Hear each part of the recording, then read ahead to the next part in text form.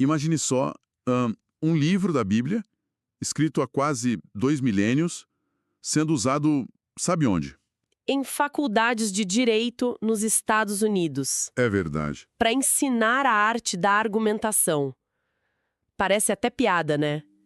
Mas que texto antigo teria uma estrutura lógica tão afiada a ponto de virar material de estudo para futuros advogados? Pois lá, esse texto é a carta aos Romanos, do apóstolo Paulo.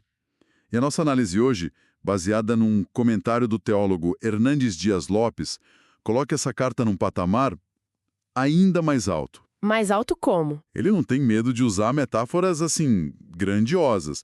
Ele descreve Romanos como a cordilheira do Himalaia da teologia cristã. É o pico, sabe? O ponto mais alto do pensamento de Paulo. O Himalaia. Ok. Então a nossa missão aqui é entender o porquê de tanto alvoroço.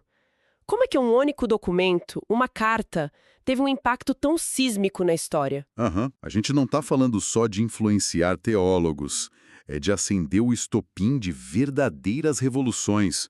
O autor da nossa fonte chega a dizer que um comentário sobre Romanos foi como uma granada no pátio dos teólogos. Exato, uma granada. Então, vamos mergulhar nessas ideias e descobrir o que torna essa carta tão explosiva. Ok, vamos começar por essa pegada histórica, que é impressionante. A fonte diz que nenhum livro da Bíblia teve tanto impacto na teologia protestante, mas, pelo que eu vi, a onda de choque vai muito além da religião. Vai muito além. É quase como se essa carta tivesse um DNA de transformação. A análise que a gente tem aqui mostra um padrão que se repete de forma impressionante ao longo dos séculos. E qual o primeiro grande nome que aparece? O primeiro é Agostinho, lá no século IV. Ele estava numa crise existencial profunda, um beco sem saída mesmo. E ele conta que no auge da angústia ali, no jardim, ele ouviu uma voz de criança cantando "Pegue e leia, pegue e leia". E ele? Ele simplesmente pegou o primeiro livro que viu pela frente. Exatamente. Era uma cópia das cartas de Paulo. Ele abriu aleatoriamente e caiu em Romanos capítulo 13. Uau! E ele mesmo descreve o que aconteceu. As palavras dele são muito fortes. Ele diz: "Uma clara luz inundou o meu coração e todas as trevas da dúvida se desvaneceram." Foi instantâneo. Instantâneo.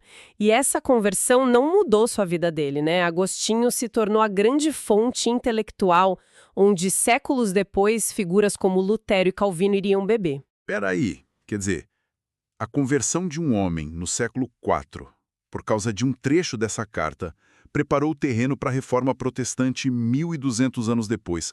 A longevidade desse impacto é absurda. É absurda. E isso nos joga direto no colo de Martinho Lutero no século XVI. O comentário pinta como uma figura quase trágica, um monge atormentado. Completamente atormentado. A imagem é de um homem que se autoflagelava, jejuava por dias, passava horas confessando pecados mínimos. Ele via Deus como um juiz carrasco e sentia que, por mais que ele se esforçasse, nunca ia ser bom o suficiente. Um ciclo de desespero. Total. Uma busca incessante por uma paz que ele não encontrava. Ele estava no fundo do poço. E a saída? Estava em Romanos. A chave que virou o jogo para ele estava em Romanos 1, versículo 17. Ali ele finalmente entendeu a doutrina da justificação pela fé. Que é a grande sacada. A grande sacada. A revelação foi perceber que a justiça de Deus não era um padrão impossível que ele precisava alcançar, mas um presente que ele podia receber. De repente, Deus não era mais o juiz, mas um pai gracioso. E isso mudou tudo. Nas palavras do próprio Lutero, foi como se os portões do paraíso se abrissem. E essa libertação pessoal dele transbordou, virou o estopim da reforma que racha a Europa ao meio. Não é à toa que o autor chama Romanos de o trampolim da revolução. E o padrão não para aí, né? Não para. A fonte menciona que a mesma carta foi o combustível para os grandes avivamentos na Inglaterra no século XVIII com John Wesley. E depois, pulando para o século XX, em 1918. Sim, com Karl Barth. Isso. Em meio aos escombros da Primeira Guerra, ele escreve um comentário sobre Romanos que cai como uma bomba no acampamento dos teólogos liberais. É como se, de tempos em tempos, a história precisasse redescobrir essa carta para se chacoalhar. Exato. Tem uma citação na nossa fonte de um estudioso chamado F.F. Bruce, que resume isso perfeitamente. Ele diz: não é possível predizer o que pode acontecer quando as pessoas começam a estudar a Epístola aos Romanos. Nossa! Existe um poder latente ali. Ok, essa repetição não pode ser coincidência. O que tem na engenharia desse texto que causa esse efeito dominó? Qual é a lógica por trás dele que se prova tão potente assim? A potência vem da forma como Paulo constrói o argumento. É um raciocínio lógico, quase jurídico, e implacável. E ele não começa com boas notícias. Pelo contrário. Ele começa pelo problema. Começa com um diagnóstico universal e brutal da condição humana. A análise de Lopes destaca que, para Paulo, o problema da humanidade não é de conhecimento, não é o ambiente, é um problema moral. Ele vai totalmente contra a ideia de que o ser humano nasce bom e a sociedade o corrompe, sabe? Então, para Paulo, a gente já nasce com o problema de fábrica. Exato. A carta argumenta que todos, sem exceção, judeus, gentios, a elite religiosa, os pagãos, tá todo mundo no mesmo barco furado, debaixo do pecado. Exatamente, e ele não alivia. A visão da queda de Adão que ele apresenta é radical. O autor da fonte diz que a queda não causou meros arranhões na humanidade. E sim, Ruína, destruição e morte espiritual. A analogia usada é muito forte. A humanidade não precisa de cosméticos para melhorar a aparência. Ela precisa de ressurreição. ressurreição. Lenda. Ele é o cabeça de uma raça caída. Nossa, isso é pesado. É um diagnóstico de falência total. Eu fico pensando como alguém que ouve isso pela primeira vez não cai em desespero. Quer dizer, se o problema é tão grande, que tipo de solução Paulo poderia oferecer que fosse à altura? E essa é a virada genial do argumento. Depois de colocar todo mundo no mesmo nível, lá no fundo do poço, ele apresenta a solução: a justificação pela fé. Ok. E o ponto central é que a solução para o nosso problema não vem de dentro de nós. Não são nossas obras, nossa moralidade, nosso esforço. A salvação vem de uma justiça externa que não se origina em nós. É algo que vem de fora, então. Totalmente de fora. O autor usa uma citação de Lutero, que é uma imagem muito poderosa. A fé é o braço estendido de um mendigo para receber o presente de um rei. Entendi. A fé não é o pagamento. É só a mão que recebe. Perfeito. A fé é a mão vazia que recebe um presente que não merecia. E o conceito de justificação aqui é crucial. Não é uma infusão de graça, como se Deus injetasse santidade em nós aos poucos. É um ato legal, declaratório. Como assim, um ato legal? Pense num tribunal. O réu é culpado, as provas são irrefutáveis. Mas por causa de um substituto que pagou a pena, o juiz bate o martelo e declara o réu justo. Mesmo ele não sendo? A condição interna dele não mudou naquele instante, mas o status legal dele mudou completamente. Ele sai do tribunal livre. E por ser um ato, não tem meio termo. Exato. A fonte enfatiza que não há graus de justificação. O menor crente é tão justificado quanto o maior dos santos. E as consequências disso são imediatas. Paz com Deus, acesso livre a Ele e uma esperança firme no futuro. Espera aí. Se o veredito já foi dado, se eu sou declarado justo não importa o que eu faça e tudo é um presente, qual o incentivo para não chutar o balde? Isso não soa como uma licença para pecar à vontade? Essa é a objeção mais óbvia do mundo. E Paulo antecipa e rebate com tudo. É exatamente aqui que o nosso autor usa uma analogia histórica brilhante. Que é? A abolição da escravatura nos Estados Unidos. Em 1865, a 13ª emenda aboliu legalmente a escravidão. Da noite para o dia, milhões de pessoas eram, perante a lei, livres. Mas na prática não foi tão simples assim. Nem um pouco. A análise mostra que a grande maioria dos escravos no Sul, mesmo legalmente livres, continuou vivendo como escravos. Alguns por ignorância, outros por medo, e muitos porque, simplesmente, não sabiam viver de outra forma. A mentalidade de escravo continuava. Tão enraizada que a liberdade legal parecia um conceito abstrato, assustador. Eles tinham a justificação, a declaração legal de liberdade, mas não viviam a santificação, a prática diária dessa liberdade. Entendi. A analogia é que muitos cristãos, mesmo libertos da culpa do pecado, continuam vivendo sob o poder do pecado, como se ainda fossem escravos. Perfeito. A graça, no argumento de Paulo, não é só um perdão judicial, é um poder que quebra as correntes. Ela não apenas te livra da condenação, mas te liberta do domínio do pecado. E isso leva a um paradoxo fascinante, que Agostinho expressou muito bem. Qual? A fonte cita ele. Quanto mais escravo de Cristo sou, tanto mais livre me sinto. A liberdade do pecado é se tornar servo de Deus.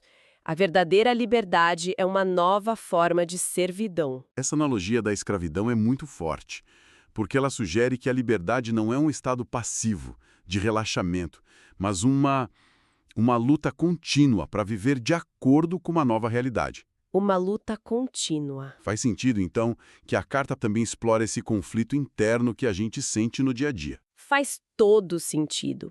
E isso nos leva a um dos trechos mais debatidos e psicologicamente profundos de toda a Bíblia, o capítulo 7 de Romanos. O comentário descreve como um dos mais complexos do Novo Testamento, porque ele detalha o que a fonte chama de uma guerra civil na alma do crente. E é frustrante, né? Você sabe o que é certo, você quer fazer o certo, mas acaba fazendo o errado. A gente tende a ver isso como fraqueza ou hipocrisia. Exatamente. Paulo descreve essa luta de forma crua. O querer o bem está em mim, mas não o efetuá-lo. Ele fala de uma lei nos membros dele que guerreia contra a lei da mente. É o retrato de um conflito intenso, permanente. Sim. Só que, e aqui está a virada de perspectiva. O autor argumenta que essa consciência da luta não é um sinal de fracasso espiritual. Pelo contrário. Como assim? Citando o teólogo Robert Lee, ele afirma que a consciência dessa guerra interior é uma das maiores evidências de que somos filhos de Deus. Que o conflito é prova de que algo está certo e não errado. Pense assim, uma pessoa espiritualmente morta, como Paulo descreveu lá no diagnóstico inicial, não tem esse conflito. Ela peca e segue em frente. Talvez com alguma culpa, mas sem essa guerra interna agonizante. Certo. O conflito intenso só existe porque há uma nova natureza, um novo desejo plantado por Deus que agora odeia o pecado que antes amava. A luta não é sinal de que a velha natureza é forte, é sinal de que a nova natureza está viva e lutando. O conflito é a prova da vida. Essa complexidade psicológica toda faz a gente pensar no autor. Quem era esse Paulo para construir um argumento tão denso, tão estruturado e ao mesmo tempo tão humano? O que a fonte nos diz sobre as motivações dele? Paulo é apresentado não apenas como um gênio teológico, mas como um missionário e estrategista de primeira linha. Ele não agia por impulso, sabe? A análise do livro de Atos mostra que ele tinha um método claro. Um método. Sim. Focar em cidades que eram capitais de província ou grandes centros comerciais do Império Romano.